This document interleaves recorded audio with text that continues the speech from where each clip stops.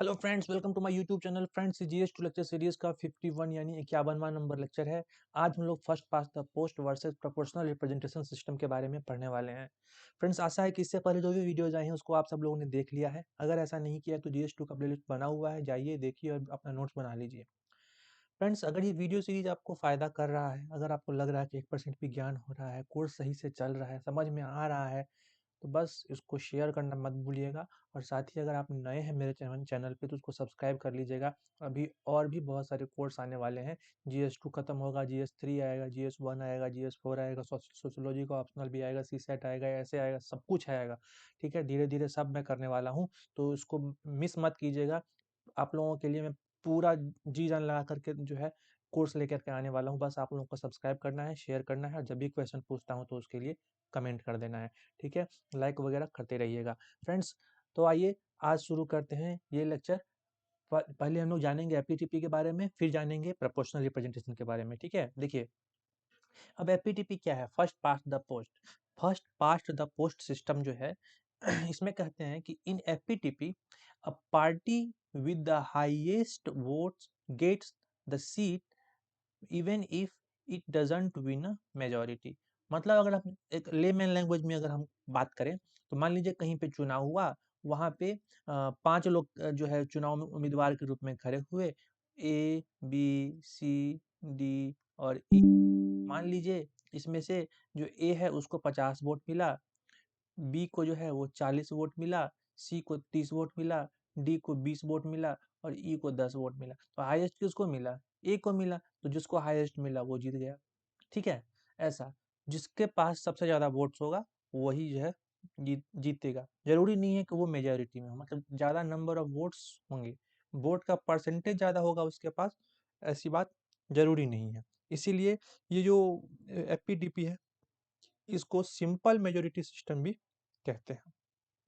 ठीक है, अब देखिए अब यहाँ पे बात आती है कि विन मेजोरिटी, मतलब if it doesn't win a majority. अब इसका मतलब क्या होता है? देखिए सपोज कीजिए, मैं आपको एग्जांपल से आपको समझाता हूँ। मान लीजिए किसी जगह पे टोटल 100 लोग हैं जो वोट देने वाले हैं। ठीक है, टोटल 100 लोग वोट देने वाले हैं। अब ए को मिला 21 वोट, ठीक है, बी को मिला 19 वोट, सी को मिला 31 वोट, डी को मिला 5 वोट और सी को और ई को मिला मान लीजिए 10 वोट। मान लीजिए सबसे ज्यादा किसको मिला है? सी को मिला है, तो ये हो गया विनर। लेकिन टोटल परसेंटेज अगर निकालें तो ये कितना परसेंट बनेगा? 31% बनेगा मात्र। अब सरकार जो बन रही है मात्र 31% लोगों का जो पसंद है उस पे ही बन रही है, समझ रहे हैं? मतलब उसमें मेजोरिटी नहीं देखा जा रहा है। ये नहीं देखा जा रहा है कि उसको 50% से ज्यादा वोट है कि नहीं है, ये नहीं देखा जा रहा है। सिर्फ ये देखा जा रहा है कि उस व्यक्ति को जिसने भी इसको वोट किया है उसको मैक्सिमम वोट मिला है कि नहीं मिला है। ठीक, मतलब उस उम्मीदवार को मैक्सिमम वोट मिला है कि नहीं मिला है। ठीक है, इस चीज को आप याद रखिएगा। तो सी को कितना मिला है? 31 वोट मिला है, इसीलिए वो हो गया विनर। तो इस तरीके से जिसको ज्यादा वोट होगा, जरूरी नहीं है कि मेजोरिटी हो, ठीक है, जरूरी नहीं है कि मेजोरिटी हो, लेकिन नंबर ऑफ वोट्स उसके ज्यादा होंगे। समझ में आ गया होगा? आप बढ़ते हैं आगे। जैसे आप मैं एग्जाम्पल के लिए दे रहा हूँ, 2014 में क्या हुआ था? एनडीए लेड बाय बीजेपी, यानी जो एनडीए का फुल फॉर्म क्या है? नेशनल डेमोक्रेटिक अलायंस, है ना? हाँ, एनडीए का जो एनडीए जो ये क्या कहते हैं, अलायंस है, बीजेपी और उसकी जो डिफरेंट डिफरेंट पार्टियां हैं उनके साथ में, वो सब मिल करके जो 2014 में चुनाव लड़ी थी, इसमें टोटल बीजेपी को मतलब एनडीए को टोटल कितना मिला था? 336 सीट मिला था, 336 सीट मिला था। ठीक है, लोकसभा के चुनाव में। और ये जो सीट सीट तो इतना मिला, लेकिन अगर वोट परसेंट की बात करें तो मात्र 38.5%, यानी 38.5% वोट जो है उनको मिले टोटल वोट का। ठीक है, मतलब आप देखिए सरकार कितने पे बन गई? मात्र 38% पे जो है सरकार बन गई। बात समझ रहे हैं? तो इस तरीके से होता है। तो ये समझ लीजिए आपकी मेजोरिटी होना जरूरी नहीं है, नंबर ऑफ वोट होना जरूरी है। ठीक है, अब देखिए इसमें कहते हैं कि used in direct election to the Lok Sabha and the state legislative assembly. हाँ, लोकसभा का चुनाव जब भी होता है, जैसे आप समझ लीजिए एमपी जो बनते हैं, मेंबर ऑफ पार्लियामेंट, लोकसभा में, लोकसभा के चुनाव में, वो हो गया। और स्टेट लेजिस्लेटिव असेंबली में विधायक जी जो बनते हैं, विधायक विधायक का जो चुनाव होता है उसके उसमें ये डायरेक्ट इलेक्शन को जो है जनरली यूज किया जाता है, ठीक है। वैसे अगर आप देखिए तो जो नीचे तबके का जो पंचायती में जो वोट होती है उसमें भी यही होता है। जैसे मुखिया का वोट हो गया, जब जो वार्ड सदस्य बनता है ना? सरपंच बनता है, उस तरीके की जो वोटिंग जो होती है ना वहाँ पे भी यही देखा जाता है, ठीक है? नंबर ऑफ वोट्स ज़्यादा होना चाहिए। आप क्या कहते हैं, नगर पालिका के लेवल पे जो होता है, म्युनिसिपैलिटी के लेवल पे उस पे भी यही होता है, ठीक है? तो आप समझ लीजिए कि जब जहाँ पे डायरेक्ट इलेक्शन होगा वहाँ पे ये चीज़ यूज़ किया जाएगा। अब देखते हैं कि प्रोज़ और कॉन्स। सबसे पहले प्रोज़ देखते हैं कि पॉजिटिव पॉइंट क्या है एफपीटीपी का। तो सबसे पहला जो पॉजिटिव पॉइंट है वो है ईज़ी टू अंडरस्टैंड, सब समझ जाता है इसको, कोई भी उसमें ज़्यादा दिमाग लगाने की ज़रूरत ही नहीं है। एक अनपढ़ व्यक्ति होगा उसको भी अगर कहेंगे कि ज़्यादा नंबर ऑफ वोट होगा वो जीत जाएगा तो समझ गया, उसको ज़्यादा जो है दिमाग नहीं लगाना है, ठीक है? दूसरा कहते हैं कि वोटर का कन्वीनियंस होता है, voter can easily clearly express their view. Voter जो है देखेगा कि जो है A B C D E 5 तरह के जो है प्रत्याशी खड़े हुए हैं। अब जिसको जो पसंद आएगा, मान लीजिए बी पसंद आया तो बी को वोट कर देगा, सी पसंद आया तो सी को वोट कर देगा, ठीक है। तो इस तरीके से प्रत्याशी देख करके वो वोटर जो है आसानी से डिसाइड कर सकता है, उसको ज़्यादा सोचने की आवश्यकता नहीं होती है। समझ में आ गई बात? तो वोटर के कन्वीनियंस के लिए भी जो ये सही है एक तरीके से, तो ये भी इसका एक पॉजिटिव पॉइंट है। अगला कहते हैं कि it ensure constant link between voters and representatives. हाँ, ऐसा कैसे होता है? क्योंकि आप देखिए इसमें क्या होता है, जैसे मैंने कहा कि रिप्रेजेंटेटिव जो हैं वो आते हैं, आप देखिएगा कि जब जब चुनाव का टाइम आएगा वो लोग आते हैं आपके एरिया में, आपसे आप मतलब देखिएगा कि फूल माला वगैरह पहनाया जाता है, उनके पीछे उनके कुछ लोग होते हैं, है ना? उनको सपोर्ट करने वाले लोग। तो इस तरीके से आप समझिए कि जब वो जनता में जाकर के बात करता है तो जनता और वो जो प्रत्याशी है रिप्रेजेंटेटिव उसके बीच में एक लिंक स्थापित होता है। फिर वो जीत करके आएगा तो लोग उसको पहचानते हैं, ठीक है? समझिए इस चीज़ को। तो इससे क्या होगा, कांस्टेंट लिंक जो है दोनों के बीच में, वोटर और रिप्रेजेंटेटिव के बीच में बना हुआ रहता है। तो ये भी एक पॉजिटिव पॉइंट है एपीटीपी का। अगला जो पॉजिटिव पॉइंट है वो कहते हैं कि wider participation as independent candidate are also allowed. अब यहाँ पे देखिए वाइडर पार्टिसिपेशन का मतलब ये हो गया कि जैसे बीजेपी हो गई, कांग्रेस हो गई, आम आदमी पार्टी हो गई, बसपा हो गई, सपा हो गई, डीएमके हो गई, है ना? बीजू जनता दल हो गई, जेडीयू हो गई, आप जितने भी पार्टी का नाम लीजिएगा सारी हो गई, ठीक है? ये सब सारी पार्टियाँ जो हैं इसमें जो पार्टिसिपेट कर ही सकती है। इसके साथ-साथ अगर कोई किसी पार्टी को नहीं जॉइन करना चाह रहा है, इंडिपेंडेंटली जाना चाह रहा है, तो वो भी उसमें जाकर के चुनाव खड़ा हो सकता है, चुनाव में चुनाव लड़ सकता है, ठीक है? तो इस तरीके से वाइडर पार्टिसिपेशन जो है, ये भी इसका एक पॉजिटिव पॉइंट है, ठीक है? चलिए, अगला कहते हैं कि it leads to stable government. जैसे ही इसमें क्या होता है कि लार्ज जिसके पास ज़्यादा वोट रहेगा वो सत्ता बनाएगा, सरकार बनाएगा। तो जो जनरली आप देखिएगा जो लार्जर पार्टी होती है उसका सपोर्ट होता है सत्ता में। तो जो अब लार्जर पार्टी उसके पास जो मेजॉरिटी है, मेजॉरिटी ऑफ सीट्स है, समझ रहे हैं? मेजॉरिटी ऑफ सीट्स है, मेजॉरिटी ऑफ वोट नहीं है। हो मेजॉरिटी ऑफ वोट हो भी सकता है, मैं ऐसा नहीं कहता हूँ कि नहीं ही होता है, हो भी सकता है, लेकिन यहाँ पे सीट की बात हो रही है। मेजॉरिटी ऑफ सीट है, इसके लिए वो क्या है, जो है स्टेबल गवर्नमेंट बनाने में आसानी से सक्षम हो पाता है, ठीक है? तो इसीलिए स्टेबल गवर्नमेंट बनाने के दिशा में अगर बात करें तो एफपीटीपी ज़्यादा भूमिका निभाता है, ठीक है? चलिए, अगला जो पॉइंट आता है पॉजिटिव वो कहते हैं कि वोटर्स नो द रिप्रेजेंटेटिव्स। हाँ, मैंने अभी कहा कि जैसे ही वोटर्स हैं, वो जैसे वोटर्स लोग हैं वो क्या करते हैं, वो देखते हैं कि कौन-कौन से है जो हमारे एरिया में जो है वो कैंडिडेट खड़े हुए हैं।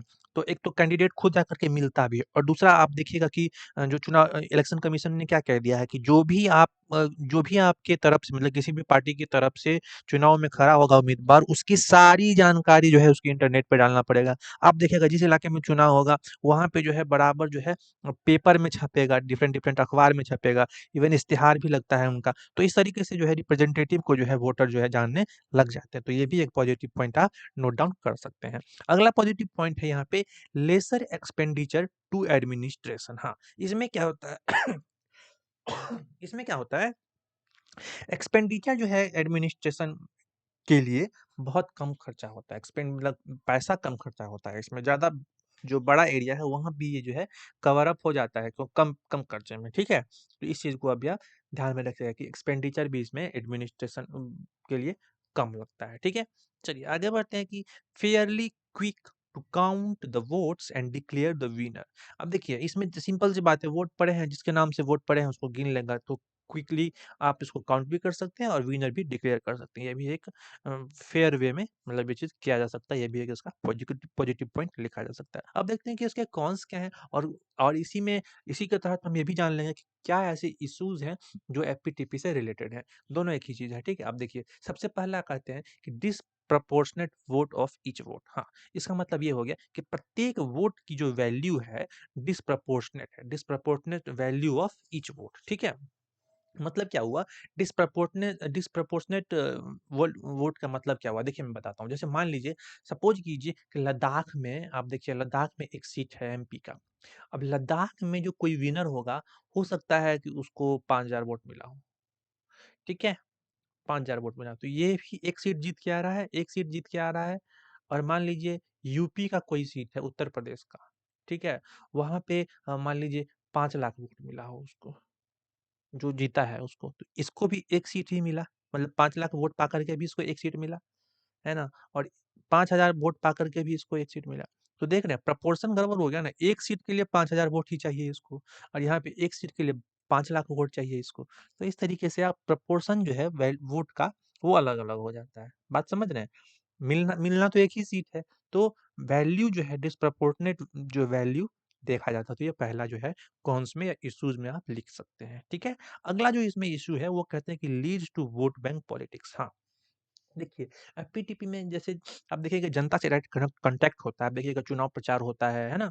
देखिएगा कि स्टार प्रचारक हर एक पार्टी का होता है ना? तो उसमें आप देखिएगा कि बड़े-बड़े राजनेता लोग आते हैं, बॉलीवुड के अभिनेता लोग आते हैं, अभिनेत्री लोग आती हैं। तो क्या हो रहा है यहाँ पे? वोट बैंक पॉलिटिक्स है।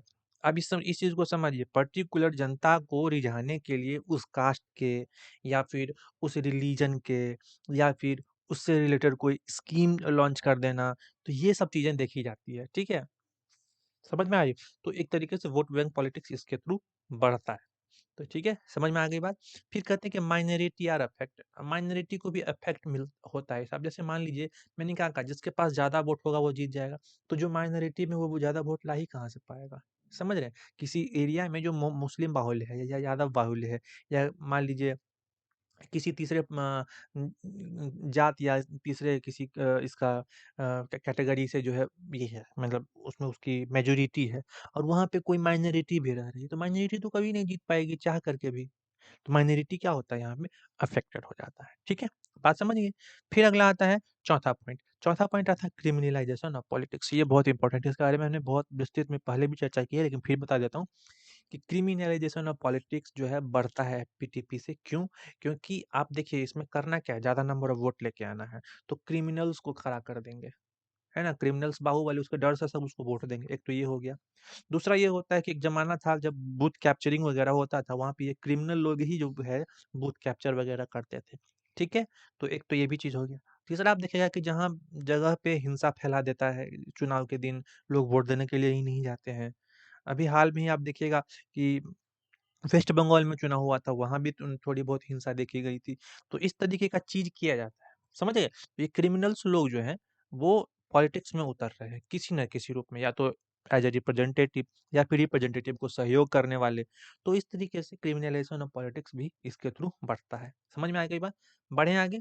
चलिए, अगला पॉइंट इसमें आता है आइडेंटिटी बेस्ड पॉलिटिक्स और पर्सनैलिटी बेस्ड पॉलिटिक्स इलेक्शन। अभी देखिए एक व्यक्ति के हिसाब से, एक व्यक्ति के छवि के हिसाब से पूरा का पूरा इलेक्शन जो है वो ढल जाता है।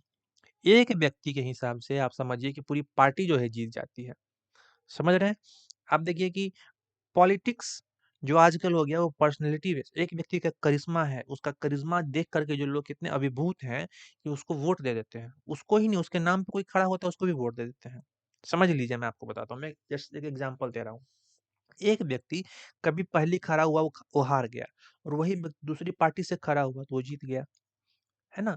ऐसा हजारों केस होता है। अभी आप हाल में देखिए जैसे पर्सनैलिटी बेस्ड पॉलिटिक्स की बात कीजिएगा तो प्रीवियसली बहुत सारे ऐसे केस हुए हैं। जैसे आप देखिए कि बॉलीवुड के हीरोज़ वो लोग चुनाव में खड़े होते हैं, जीत जाते हैं। उनका इंटरेस्ट नहीं है राजनीति में, फिर भी वो जीत जाते हैं। क्रिकेटर्स, है ना? तो आप इस तरीके से समझिए, अभी आप बहुत एग्ज़ाम्पल मैं दे सकता हूँ इसके लिए, ठीक है? तो आइडेंटिटी बेस्ड पॉलिटिक्स जो है, वो भी बढ़ रहा है। अगर मैं एग्ज़ाम्पल दूँ, तो जैसे अभी गुरदासपुर के सांसद कौन है? सनी देओल। सनी देओल को इंटरेस्ट नहीं है इसमें पॉलिटिक्स में, फिर भी वो खड़े हुए, जीत गए, बीजेपी से खड़े हुए थे, मोदी जी के नाम पे, वो भी जीत गए।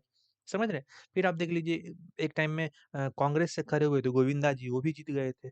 तो अभी आप हाल में क्रिकेटर की पत्नी को देख लीजिए, क्या नाम है उनका? जडेजा जी की पत्नी, वो भी जीती हैं। तो मैं देखिए, मैं पर्टिकुलरली पॉइंट आउट नहीं कर रहा हूँ, मैं जस्ट एग्ज़ाम्पल दे रहा हूँ आपको, ठीक है? ये जो पॉलिटिक्स है, पर्सनैलिटी बेस्ड पॉलिटिक्स, वो भी जो है बढ़ रही है, ठीक है?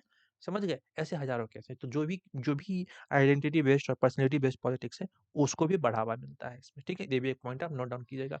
अगला इसमें पॉइंट कहते हैं कि not always allow for a truly representative mandate. हाँ, रिप्रेजेंटेटिव को मैंडेट मिलेगा ऐसी जरूरी नहीं है, ठीक है? Not always allow for a truly representative mandate, ठीक है? तो ये भी एक चीज याद रखिएगा, मतलब ट्रूली रिप्रेजेंटेटिव जो होगा उसको मैंडेट मिलेगा ऐसा जरूरी नहीं है। हो सकता है कि जो व्यक्ति सही सही उम्मीदवार हो उसको वोट ना मिले, वो हार जाए, ठीक है? ऐसा हो सकता है, समझ गए? लेकिन आप इस चीज को हमेशा याद रखिएगा कि फर्स्ट पास द पोस्ट जो होता है, हमेशा जो है वो सीट के बेस पे ये होता है, वोट के बेस पे नहीं होता है, कितना परसेंट वोट है उस पे नहीं होता है, ठीक है? सीट कितना जीत का है उस पे होता है। अगला इसमें पॉइंट आता है, it tends to magnify the seat share of the party with largest vote share. मतलब ये हुआ कि lower vote share gets lower seat, जिसको लोअर वोट शेयर मिलेगा उसको लोअर सीट भी मिलेगा, सीधी सी बात है। मतलब क्या हुआ, जो सीट शेयर है पार्टी का जो सीट शेयर है, वो कैसे होता है? जैसे मान लीजिए 2-3 पार्टी का ग्रुप मिल करके कोalition गवर्नमेंट, अगर मान लीजिए, मैं एग्जांपल दे रहा हूँ मैं आपको, कोalition गवर्नमेंट बना रही, तो पार्टी जो जैसे एनडीए है, उसमें बीजेपी है, हम है, और भी बहुत सारी पार्टी है ना? हम करके भी एक पार्टी है ना, मांझी जी की पार्टी है बिहार की जो है ना? और भी बहुत सारी पार्टियां जो है, क्षेत्रीय पार्टियां मिल करके जो है बनी बनी हुई है। अब सीट शेयर कैसे होगा? सीट किसको ज़्यादा मिलेगा? सिंपल सी बात है, जो लार्जेस्ट वोट शेयर जिसके पास होगा उसको ज़्यादा ज़्यादा सीट मिलेगा। तो इस तरीके से ये होता है। तो वो ये जो है, it tends to magnify the seat share of the party with largest vote share. जिसके पास लार्जेस्ट वोट शेयर होगा, वो जनरली सीट शेयर में भी आगे हो जाता है। लोअर वोट शेयर होगा, सीट भी लोअर मिलेगा। समझ में आ गई बात? बढ़ते हैं आगे। अगला कहते हैं कि disproportionate number of seat despite lower vote share. कई बार ऐसा भी देखा जाता है, ठीक है? डिसप्रपोर्शनेट नंबर ऑफ सीट जो मिलते हैं, किसके मतलब, अगर देखा जाए कि लोअर वोट शेयर है, फिर भी जो है डिसप्रपोर्शनेट सीट शेयर देखा जाता है। कहीं कई जगह पे जो है लोअर वोट शेयर पे भी ज्यादा सीट जीत के आ जाते हैं। कई जगह पे जो है हाईएस्ट वोट शेयर पे भी सीट नहीं जीतते हैं। समझ रहे हैं? ऐसा देखने को मिलता है। जैसे मान लीजिए, एक एग्जांपल मैं देता हूँ, मान लीजिए किसी इलाके में किसी व्यक्ति को 50% वोट मिला, ठीक है? 50% वोट मिला, तो वो तो पक्का जीतेगा। समझ रहे हैं? 50% जिसको मिल जाए वो पक्का जीतेगा, क्योंकि और भी तो पार्टियां होंगी। समझ रहे हैं इस चीज को? तो वो जीत जाएगा। लेकिन अगर मान लीजिए किसी जगह है जहाँ पे किसी को 38% वोट मिला और वो जीत गया, और कोई इलाका जिसमें बहुत सारे प्रत्याशी खड़े हो गए हैं और 12% जिसको मिला वो भी जीत गया। समझ रहे हैं? तो आप समझिए कि despite of lower vote share, डिस मतलब सीट भी उनको मिलता जा रहा है। कई जगह पे ऐसा भी हो रहा है, और कई जगह पे जो है लोअर वोट शेयर पे जो है नहीं, हाईएस्ट वोट शेयर पे भी नहीं मिलता है। समझ रहे हैं? तो इस तरीके से जो है आप इस चीज़ को समझिएगा। अब जैसे मान लीजिए मैंने आपको हाईएस्ट वोट शेयर का एग्जांपल देना हो, तो मान लीजिए कहीं पे जो है एक व्यक्ति को 38% वोट मिला, एक व्यक्ति को 38.1%, तो 38.1 जिसको मिलेगा, दोनों को तो हायर वोट शेयर है, वोट शेयर ज़्यादा है ना दोनों में। एक जगह पे 12% में जीत गया, तो यहाँ 38% वाला भी नहीं जीत रहा है, 38.1 वाला जीत रहा है। तो यानी कि डिस्प्रपोर्शनेट सीट है। समझ गए इस चीज़ को? बात आगे बढ़े। In FPDP, the threshold is so high that newer party cannot enter the fray। मतलब ये जो लड़ाई है, ये जो चुनाव मैदान में जो लड़ाई हो रही है, इसमें थ्रेशोल्ड इतना ज़्यादा हाई हो गया है आज के डेट में, मतलब ज़्यादा वोट अगर नहीं मिलेगा तो आप जीत नहीं सकते हैं। तो इसलिए नई पार्टी जो है वो इस लड़ाई में आने से डरती है, नया पार्टी को आने में कठिनाई है, ठीक है? तो थ्रेशोल्ड हाई हो गया है, मतलब एक सीमा जो है वोट कि इतना ही वोट, इतना कम से कम इतना वोट मिलेगा तो ही हम जीतेंगे, ऐसा एक जो लाइन खींच दिया गया है वो बहुत हाई है। तो नई पार्टी को उतना जो है रिसोर्स भी नहीं है, इतना कॉन्टैक्ट भी नहीं है, तो इस वजह से क्या होता है कि नई पार्टियां आने से घबराती हैं। इसीलिए आप देखिएगा कि आम आदमी पार्टी आ करके पहले बार में ही इतना अच्छा रिजल्ट कर ली, इसीलिए आम आदमी पार्टी ने इतिहास बना दिया, ठीक है? अब फ्यूचर में क्या होगा इस पार्टी का नो वन नोज़, लेकिन जब वो आई पार्टी तो बहुत मेजॉरिटी से जीत के आई। तो ये बहुत इम्पोर्टेंट, इसीलिए ये इम्पोर्टेंट है क्योंकि एपीटीपी में इतनी नई पार्टी का इतना अच्छा रिजल्ट आना बहुत ही मुश्किल होता है। नामुमकिन नहीं है, मुश्किल होता है। ठीक है? बढ़ते हैं आगे। फिर देखते हैं कि अगला पॉइंट क्या कहता है। अगला पॉइंट कहता है कि ब्रीच टू पार्टी सिस्टम। ये कहते हैं कि ये 2 पार्टी सिस्टम का एक तरीके से मतलब ये ग्राउंड है, इसमें 2 ही पार्टी होती है। कहने का मतलब ये है कि एक जीतती है, दूसरी हारती है। बस यही ये समझने की वाली बात है। जैसे अगर आप डुवर्जर की बात करें, अकॉर्डिंग टू डुवर्जर ये जो थे एक फ्रेंच पॉलिटिकल साइंटिस्ट थे। इन्होंने कहा है कि FPTP bring about two party system at the constituency level. प्रत्येक कॉन्स्टिट्यूएंसी लेवल पे टू पार्टी सिस्टम बन जाता है। एक जीतती है, एक हारती है। सिंपल सी बात है। बात समझ में आ गई? तो ये इस तरीके से टू पार्टी सिस्टम का जो है ग्राउंड तैयार हो जाता है इसमें। दूसरा, इसके आगे अगर हम इसकी पॉइंट की बात करें, तो हम देखते हैं कि uh, increase in number of dummy candidate to divide the votes. हाँ, डमी कैंडिडेट्स का जो है नंबर बढ़ जाता है। अब इसका एग्ज़ाम्पल अगर मैं दूँ, तो मान लीजिए किसी कॉन्स्टिट्यूएंसी में ऐसा लग रहा है कि पार्टी ए पिछली बार जीती थी, इस बार उसको लग रहा है कि हम नहीं जीतेंगे। क्यों? क्योंकि जो रिलीजन या जो कास्ट उसको वोट देती थी, उसका परसेंटेज पहले से कम हो गया है। तो ये क्या करेगी, जिसका परसेंटेज ज़्यादा है ना, उस तरह के उम्मीदवार को ज़्यादा खड़ा कर देगी। मान लीजिए मुस्लिम का संख्या ज़्यादा है, तो ये पैसा दे करके 4-5 ठो मुस्लिम उम्मीदवार को खड़ा कर देगी। क्यों? क्योंकि मुस्लिम लोग वोट देंगे तो थोड़ा वोट इसमें बँट जाएगा, ये भाई साहब जीत जाएँगे। ये दिमाग लगा देते हैं थोड़ा-सा, ठीक है? तो ये डमी कैंडिडेट कहलाते हैं। समझ गए? जो ये 4-5 एक्स्ट्रा पैसा लेकर के खड़े हुए हैं किसी के कहने पे, ये डमी कैंडिडेट कहलाते हैं।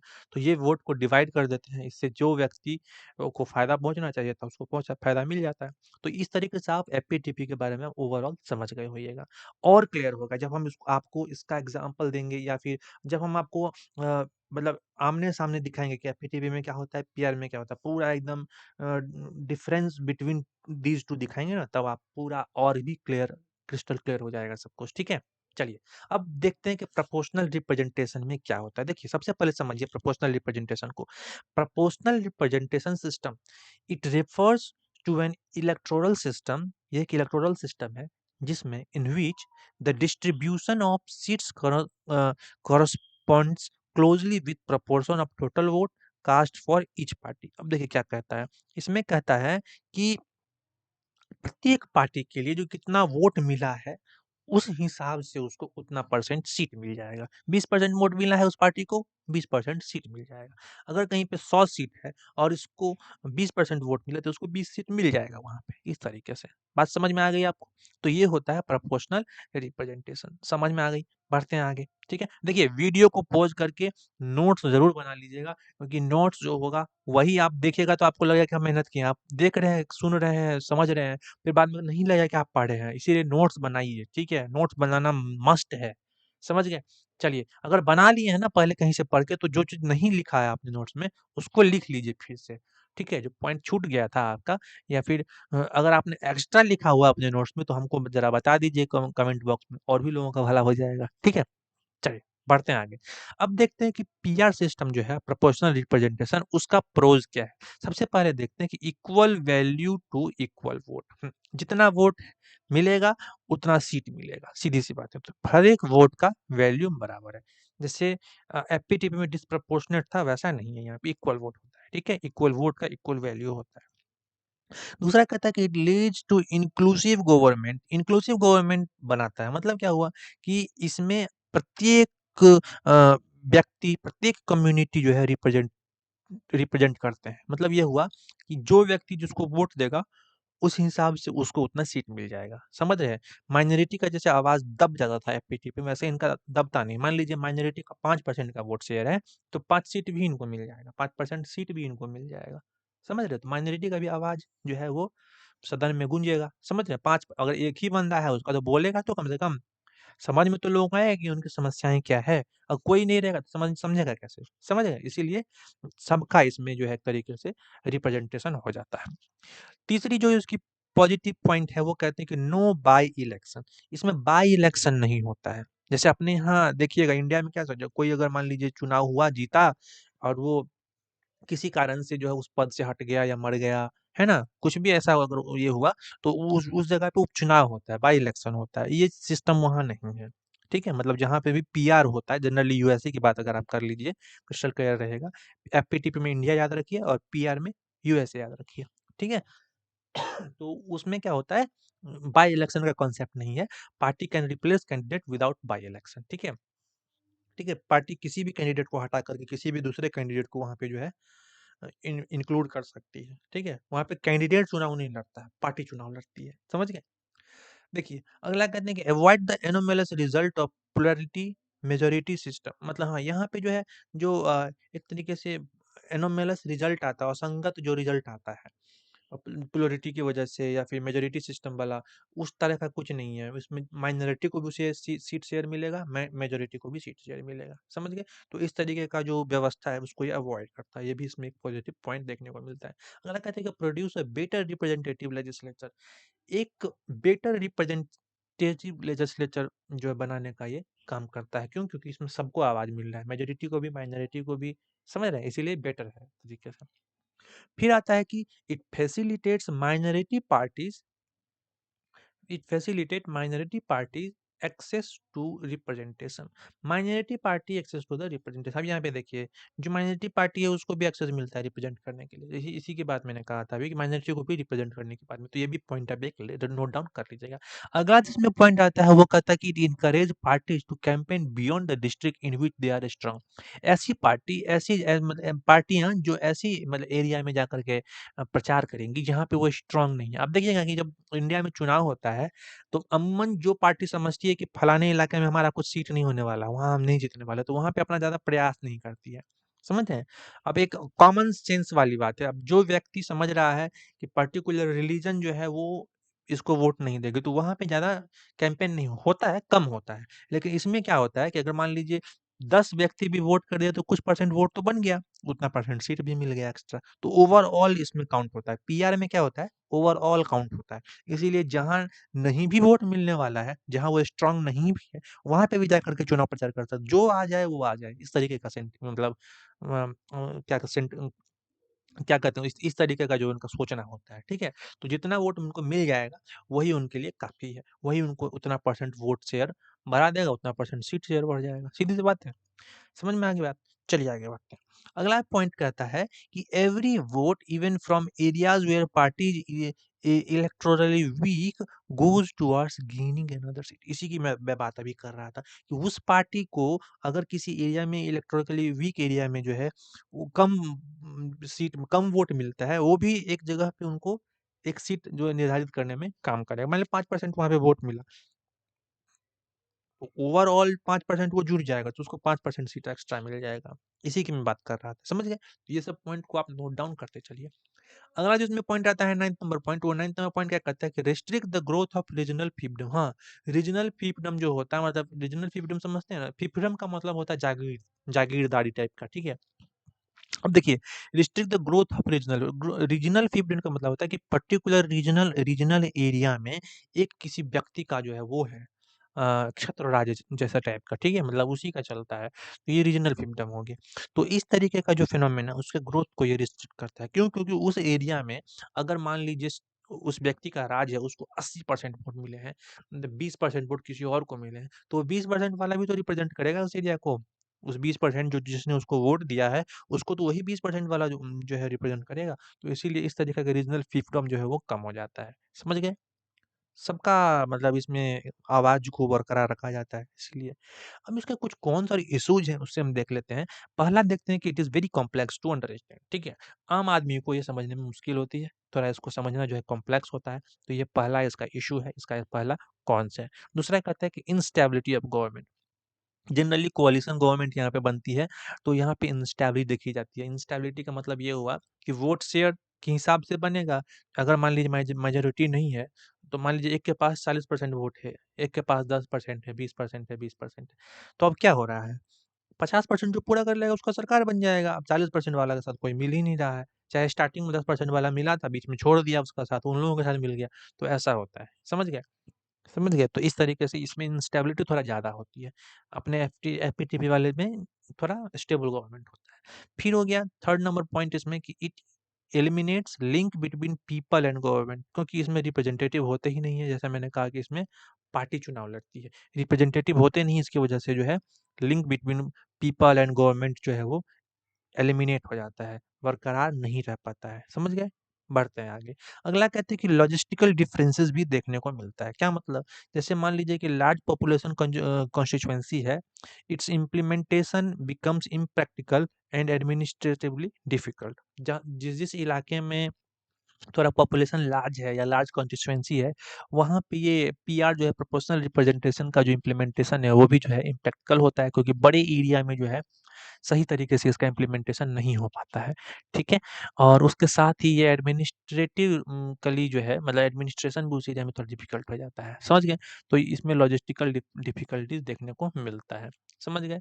बात बढ़ गई आगे, बढ़ा दें? चलिए अगला जो मुद्दा है, अगला पॉइंट क्या है? It is too advance for the no low literacy rate nation. ऐसे ऐसा नेशन जहाँ पे लिटरेसी रेट बहुत कम है, वो लोग जनरली इस सिस्टम को, पीआर सिस्टम को समझ नहीं पाते हैं, उनके लिए एडवांस हो जाता है, ठीक है? तो लो लिटरेसी रेट वालों को इसमें थोड़ा सा दिमाग लगाना पड़ जाएगा ना, तो इसीलिए उनके लिए एडवांस है, तो वो उस पे उसको जो है वो फोकस नहीं करते हैं। तो इस तरीके से आप समझ गए होइएगा। अगला जो पॉइंट है, इसमें कहते हैं कि destabilise the fragmentation of the party system. Party system का जो फ्रेगमेंटेशन है उसको भी ये डीस्टेबलाइज करने का काम करता है। जैसे आप देखिएगा कि it is possible that extreme populism can allow tiny majority party to hold larger larger stake, लिख लीजिए इसको, लिख है लार्जर पार्ट, ये इसमें स्टेक लिख लीजिए, larger stake in coalition negotiation. जब भी कोalition का नेगोशिएशन होगा, उसको उसमें उनको ज़्यादा ये मिलेगा, तो ज़्यादा तवज्जो मिलेगा, ठीक है? किसको? लोअर, आप देखिएगा मेजॉरिटी पार्टी, क्योंकि वो बोल देंगे मैं आपके साथ नहीं आऊँगा, मैं उसके साथ चला जाऊँगा, तो उनको थोड़ा-सा ज़्यादा वैल्यू मिलने लग जाता है, ठीक है? तो इस तरीके से आप देखिएगा कि जो पार्टी सिस्टम जो है ना वो डिस्टेबलाइज़ हो जाता है। अब जैसे देखिएगा श्रीलंका में हो गया, इज़राइल में हो गया, यहाँ पे पोलराइज़ेशन इतना ज़्यादा है, एथनिक लेवल पे, रिलीजियस लेवल पे, पॉलिटिकल लेवल पे, तो यहाँ पे जो है सरकार ज़्यादा दिन टिकती नहीं है, टूट जाती है। आप देखिए कि इज़राइल में अभी कितनी बार, अभी हमास के साथ उनका लड़ाई चल रहा है। इससे जस्ट पहले 2 बार 3 बार उनकी सरकार गिरी है, यही रीज़न है। क्योंकि वहाँ पे छोटे-छोटे एथनिक लेवल पे, रिलीजियस लेवल पे जो है लोग जो है पोलराइज़्ड हो जाते हैं, ठीक है? तो ज़्यादा दिन सरकार वहाँ पे चल नहीं पाती। श्रीलंका में भी वही हो रहा है, देख रहे हैं? वहाँ भी जो है जाफना वाला एरिया में जो तमिल रहते हैं, उनके अगेंस्ट में पूरे सिंघली लोग मिल कर के जो है ये करते हैं। जनरली आप देखिएगा तो ऐसा देखा जाता है। अब आता है कि why India choose an FPTP in Lok Sabha and assembly election. अब इंडिया ने क्यों चूज़ किया एपीटीपी को? तो सबसे पहला होता है कि आवर पास्ट एक्सपीरियंस। क्यों पास्ट एक्सपीरियंस कैसा? हमने देखा है कि एपीटीपी जो है ईज़ी टू अंडरस्टैंड है ना? इसके साथ ही हमारे यहाँ पहले ही जो वैशाली में, आप लोगों को पता होगा कि हमारा लोकतंत्र था, तो वहाँ पे चुनाव-उनाव होता था, तो वहाँ भी हम समझते हैं, उसके भी उससे भी समझते हैं। एंशिएंट टेक्स्ट वगैरह हमारे यहाँ लिखे गए हैं, उसमें भी जो है इस तरह की बात की गई है। तो हमारा पास्ट एक्सपीरियंस जो रहा है, और भी हमने दूसरे-दूसरे कंट्री को देख कर के सीखा है, तो उसकी वजह से हमारा जो पास्ट एक्सपीरियंस रहा है, वो सबसे बड़ा इसमें जो एक तरीके से कारण रहा है कि हमने पीटीपी को चूज़ किया है लोकसभा और असेंबली इलेक्शन में। साथ ही हमारे लिटरेसी लेवल जो है पुअर रहा है, तो ये आसान था लोगों को समझाने के लिए, है ना? उनको उतना कॉम्प्लेक्स नहीं पड़ा समझाना, सीधे बोल दिया कि जिसको ज़्यादा वोट वो जीत जाएगा। पॉपुलेशन लार्जर था, इसकी वजह से भी जो है आसानी हो जाती है, लॉजिस्टिक्स में भी थोड़ा आसानी होगा, है ना? इस वजह से हमारे यहाँ स्टेबल गवर्नमेंट की नीड है, इसकी वजह से भी जो है चूज़ किया, और साथ में डाइवर्सिटी जो है ऑफ कम्युनिटीज़, वो भी जो है देखने को मिला, है ना? डाइवर्सिटी ऑफ कम्युनिटीज़, और क्या देखने को मिला? तो आप ये 4-5 पॉइंट तो आप लिख ही लीजिएगा, समझ ही गए होइएगा डाइवर्सिटी को, है ना? और क्या कहते हैं, पॉपुलेशन ज़्यादा है, स्टेबल गवर्नमेंट चाहिए, लिटरेसी लेवल कम है, हमारा पास्ट एक्सपीरियंस है, तो ये सब पॉइंट आप नोट डाउन कर लीजिएगा, ठीक है? इस वजह से हमारे यहाँ क्या हुआ, असेंबली इलेक्शन हुआ। तो अगर मैं ओवरऑल बात करूँ, तो हम क्या कर सकते हैं, the larger point is, if we artificially try to make the political system fairer, अगर हम कृत्रिम रूप से यह प्रयास करें कि पॉलिटिकल सिस्टम को फेयर बना दें, ठीक है? ज़्यादा मतलब क्या कहें, निष्पक्ष बना दें, ठीक है? तो the natural competitiveness get distorted, जो नेचुरल कॉम्पिटिटिवनेस है, जो प्रतिस्पर्धा है, वो डिस्टॉर्टेड हो जाएगा, ठीक है? और साथ में क्या होगा, and that is why India should generally prefer FPTP, तो इसीलिए इंडिया ने एपीटीपी को जो है चूज किया है, क्योंकि इसमें both on the ground of voters convenience and the natural competitiveness being allowed in the system, क्योंकि ये जो दोनों चीजें, दोनों ग्राउंड जो है, वोटर का कन्वीनियंस और जो नेचुरल कॉम्पिटिटिवनेस भी बना रहना चाहिए, इन दोनों में एपीटीपी जो है वो अलाउ करता है। ठीक है, तो ये इस सिस्टम को बनाए रखने के लिए काफ़ी मतलब सही है। इसीलिए हमने एफपीटीपी को चूज़ किया है। तो आप लोग यहाँ तक आसानी से समझ गए होइएगा। अब हम बढ़ते हैं आगे और हम देखते हैं इसके आगे क्या हम और कह सकते हैं। इसमें एक चीज़ और आप याद रख लीजिएगा कि there is a theory that in socially diverse country, मतलब ऐसा कंट्री जहाँ पे सोशली डाइवर्स लोग हैं, सोसाइटी थोड़ा-सा डिफरेंट है, the party system will be diverse, है ना? वहाँ पे क्या होगा? पार्टी सिस्टम डाइवर्स होगा। It will not be limited to two party system. अगर वहाँ पे टू पार्टी सिस्टम हो गया तो सिर्फ दो पार्टी सिस्टम उसके पूरे जनता को जो है कवर नहीं कर पाएगी, क्योंकि सोसाइटी डाइवर्स है, बहुत तरह की जनता उसमें रह रही है, तो इसलिए टू पार्टी सिस्टम उसको कवर नहीं कर पाएगी। इसीलिए वहाँ पे जो है पार्टी सिस्टम भी जो है डाइवर्स होना चाहिए। तो ये एक थियोरी भी है। इसके हिसाब से भी आप कह सकते हैं कि भारत में एपीटीपी जो है वो बिल्कुल सही है। समझ गए? चलिए, अब देखते हैं कि डिफरेंस, अब मैं इसीलिए कह रहा था कि जब आप डिफरेंस को आमने-सामने देखिएगा तो आपको और ज़्यादा क्लियर होगा। अभी आप समझ गए होइएगा पूरा। अब मैं आपको और क्लियर कर देता हूँ। देखिए, पेज पे आप ऐसे ही बना लीजिएगा, एक कॉलम पे लिख लीजिएगा ऐसे बेसिक्स फॉर कंपैरिजन, एक पे यहाँ पे लिख लीजिएगा इस पे एपीटीपी, इस पे लिख लीजिएगा पीआर, बीच में लाइन डाल दीजिए, इस तरफ लिखिएगा मीनिंग। ठीक है? अब ये लाइन सीधे-सीधे चलेगी। देखिए मैं आपको दिखा देता हूँ, वैसे चलेगी। ठीक है? समझ गए? चलिए शुरू करते हैं। मीनिंग क्या है एपीटीपी का? एपीटीपी जो वोटिंग सिस्टम है, एक वोटिंग सिस्टम है wherein people cast their vote, जिसमें जो लोग हैं वोट जो है कास्ट करते हैं to the candidate of their choice, अपने चॉइस के कैंडिडेट को, and are one getting the highest number of vote wins, जो जिसको ज्यादा वोट मिलता है वो जीत जाता है। और पीआर क्या है?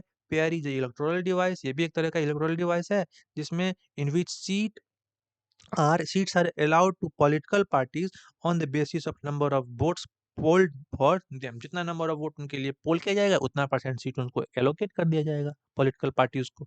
समझ गए? बढ़े आगे, चलिए नोट डाउन करते चलिएगा। अगला है कॉन्स्टिट्यूएंसी। अब देखिए कॉन्स्टिट्यूएंसी की जहां तक बात है तो एपीटीपी में क्या होता है? एपीटीपी ये जो है पहला है कॉलम जो है, ये एपीटीपी का कॉलम है, एफ पी टी पी, और ये पीआर का कॉलम है। ठीक है, चलिए देखिए, पता है कॉन्स्टिट्यूएंसी में क्या होगा? Entire country is segregated into various geographical unit, that is constituency. हमारे यहाँ क्या होगा? आप देखिएगा छोटे छोटे कॉन्स्टिट्यूएंसी में बांट देंगे, जैसे पूरा कंट्री है उसको स्टेट में बांटा गया है, अब स्टेट के अंदर भी जिला होता है। अब जैसे कॉन्स्टिट्यूएंसी बनाया जाएगा तो उस जिला के लेवल पे, या फिर एक जिला में दो भी हो सकते हैं कॉन्स्टिट्यूएंसी, दो तीन भी हो सकते हैं, जनरली एक ही होता है, लेकिन बहुत कम ऐसे जिला है जहाँ पे एक से ज्यादा है। लेकिन अब जैसे मैंने आपको एग्जांपल भी दिया था, मधुबनी में भी दो कॉन्स्टिट्यूएंसी है संसद का, है ना? संसद के लिए अब आप उसकी बात करेंगे, स्टेट लेवल पे जो होता है एमएलए वगैरह, उसके लिए तो बहुत सारी कॉन्स्टिट्यूएंसी होती है। ठीक है, जिला में भी बहुत सारी होती है, तो वो डिपेंड करता है कितना बड़ा उसका एरिया है, पॉपुलेशन है उस पे। ठीक है, चलिए अब देखते हैं कि तो हर एक ज्योग्राफिकल यूनिट को छोटे-छोटे यूनिट में बाँट दिया जाता है, इसको कहा जाता है कॉन्स्टिट्यूएंसीज़। ठीक है?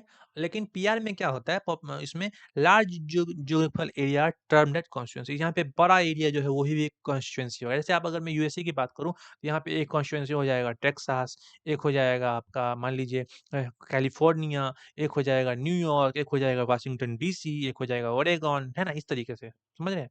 चलिए, तो आप याद रखिएगा कि बड़ा इसमें पीआर में बड़ा एरिया होता है, इसमें छोटा-छोटा कॉन्स्टिट्यूएंसी बाँटा रहता है एपीटीपी में।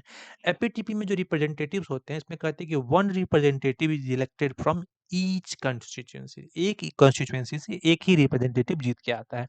लेकिन इसमें 1 भी हो सकते हैं और मोर भी हो सकते हैं। किसमें? पीआर में।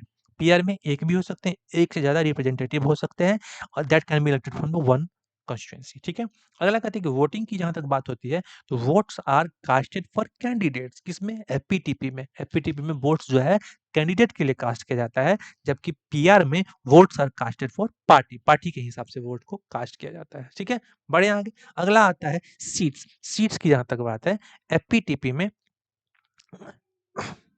एपीटीपी में क्या होता है, वोट्स मे और may not be equal to the seats got. जितना वोट मिला है उतना ही सीट मिलेगा ऐसा जरूरी नहीं है, लेकिन पार्टी सिस्टम सॉरी पीआर में क्या होता है, the party gets seats as per the proportion of votes, जितना प्रपोर्शन ऑफ वोट उसको मिलेगा उतना ही सीट भी उसको मिल जाएगा। अगला जो है मेजोरिटी की यहाँ तक बात होती है, उसमें एपीटीपी में क्या होता है, विनिंग कैंडिडेट में not get the majority vote. जरूरी नहीं है कि विन करने वाले को मेजोरिटी मिल ही जाएगा, मिल भी सकता है, लेकिन जरूरी नहीं है कि मिल ही जाएगा, नहीं भी मिल सकता है, ठीक है। लेकिन पीआर में क्या होता है, winning candidates gets the majority vote, जो विन करता है उसको मेजोरिटी वोट मिलना ही मिलना है, यहाँ पे ये समझ गए आप। अगला कहते हैं कि अकाउंटेबिलिटी की जहाँ तक बात होती है, इसमें अकाउंटेबिलिटी एग्जिस्ट करता है और इसमें किसी कोई भी तरह का अकाउंटेबिलिटी एग्जिस्ट नहीं कर सकता है। पीआर में अकाउंटेबिलिटी एग्जिस्ट नहीं करता है। उसके बाद में बात यह है क्लैशिंग ऑफ आइडियाज, आइडियाज की क्लैशिंग जो है एफपीटीपी में देखने को नहीं मिलता है, जबकि पीआर में जो है बहुत सारे आइडिया का क्लैशिंग देखने को मिलता है। ये भी पॉइंट आप नोट डाउन कीजिएगा। अगला कहते हैं कि एडॉप्शन जो है भारत में, ये जो इलेक्शन है एफपीटीपी और पीआर, इस दोनों का है, तो कहाँ-कहाँ पे कौन-कौन सा यूज़ होता है? जहाँ-जहाँ पे डायरेक्ट इलेक्शन होगा, वहाँ पे एफपीटीपी यूज़ होगा। कहाँ पे? एमपी का चुनाव यानी लोकसभा का चुनाव, एमएलए का चुनाव यानी स्टेट लेजिस्लेचर असेंबली का चुनाव, इसके आगे भी मैंने आपको बताया मुखिया वगैरह का चुनाव होता है, वहाँ भी यही सब होता है, ठीक है? फिर इनडायरेक्ट इलेक्शन जहाँ पे होगा, जैसे राज्यसभा का एमपी चुना गया, स्टेट लेजिस्लेटिव असेंबली जो होता है, विधान परिषद जिसको बोलते हैं ना, उसमें फिर आपका क्या कहते हैं इसको, प्रेसिडेंट, राष्ट्रपति, वाइस प्रेसिडेंट, उपराष्ट्रपति, इन सब में प्रोपोर्शनल रिप्रेजेंटेशन ही यूज में लिया जाता है, ठीक है। तो आप लोगों को समझ में आ गया हो गया। कंक्लूजन आप खुद से भी लिखिए, ठीक है, ऐसे ही इसमें कंक्लूजन लिखने की बात नहीं है।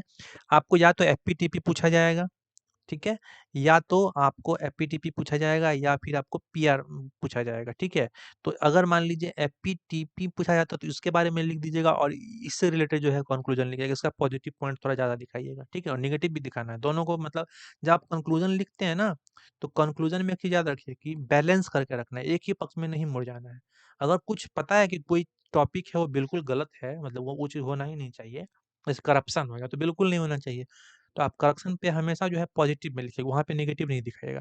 लेकिन जहाँ पे बैलेंस करके चलना है वो आप समझ रहे होंगे, ठीक है। अब जैसे पीआर के बारे में पूछ देगा तो उसमें भी जो है कंक्लूजन उस हिसाब से लिखिए, लेकिन दोनों के वर्सेस पूछे तो अब जितना मैंने बताया वो तो आप समझ ही गए होंगे। और लास्ट में जो मैंने आपको ये बताया है, ये टेबल जो बताया है, उसको ध्यान रख दीजिए। टाइम रहेगा तो सिर्फ ये टेबल बना दीजिएगा, सिर्फ टेबल बना दीजिएगा, उससे भी आपका काम हो जाएगा एग्जाम में, ठीक है।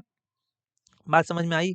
तो आप इस तरीके से टेबल बना सकते हैं और आपका काम हो जाएगा। तो आज के लेक्चर में इतना ही था, ज़्यादा कुछ था नहीं, बस क्या करना है, लाइक, शेयर, कमेंट और सब्सक्राइब करना है और जो अपने दोस्तों को बताइए। जितना ज़्यादा आप शेयर कीजिएगा, उतना ज़्यादा सब्सक्राइबर बढ़ेगा और जितना ज़्यादा सब्सक्राइबर बढ़ेगा, मेरा मनोबल उतना ज़्यादा बढ़ेगा और उतना ही अच्छा लेक्चर और उतना ही ज़्यादा विस्तृत मैं कोर्स लेके आने वाला हूँ। और मैं एक दिन ऐसा आएगा कि आप लोगों को कोई भी कोर्स खरीदने की ज़रूरत नहीं पड़ेगा, सब अब यहीं से अब हो जाएगा कंप्लीट, ठीक है? बस टेस्ट उसके बाद आप लोगों को लगाना पड़ेगा। वो उसके बारे में भी बात करेंगे, पहले सिलेबस पूरा हो जाए, फिर टेस्ट पे भी आते हैं, ठीक है? धीरे-धीरे आप लोग आइए, जो लोग अभी नए हैं, जो लोग इस फील्ड में अभी जस्ट घुसे ही हैं ना, यूपीएससी की तैयारी में, उन लोगों के लिए तो ये रामबाण साबित होगा आने वाले समय में, ठीक है? तो इसको जुड़ के रहिए, अगर किसी व्यक्ति इसको जानते हैं, जो यूपीएससी की तैयारी करता है, इवन एसएससी की भी तैयारी करता है ना, तो उसको भी जीएस के लिए सब जानना है, स्टेट पीसीएस की तैयारी करता है, उसके लिए भी ज़रूरी है। तो अगर कोई ऐसे व्यक्ति जो सीएससी वगैरह से रिलेटेड है, जीएस उसको पढ़ना है, तो उसको ये सोर्स ज़रूर बता दीजिएगा, ठीक है? आपका भी भला होगा, उसका भी भला होगा और मेरा भी भला होगा, ठीक है? एक तीर से कई निशाने हो जाएँगे। तो बस आपको यही करना है, ये सब्सक्राइब, शेयर, लाइक, कमेंट करते रहिएगा, साथ में टेलीग्राम ग्रुप जॉइन कर लीजिएगा और मैंने फेसबुक का एक पेज बना दिया है, आप चाहे तो उसको भी जॉइन कर ही लीजिएगा, ठीक है? कर लीजिएगा, ठीक है? क्योंकि हो सकता है कि कल कोई नहीं जानता, यूट्यूब पे कुछ भी कर देंगे, टेलीग्राम पे कुछ भी हो सकता है, मान लीजिए दोनों बंद ही हो गया, फेसबुक पे जुड़ जाएँगे हम लोग, तो जुड़े रहिएगा तो आसानी से रहेगी, वीडियो सब सेव है, तो अगर नहीं भी होगा कहीं पे मान लीजिए दिक्कत होगी, तो वहाँ पे वीडियो आ जाएगा, ठीक है? तो आज के लेक्चर में इतना ही, बस पढ़ते रहिए, बढ़ते रहिए, मिलते हैं अगले लेक्चर में, all the very best for the future, bye bye, take care.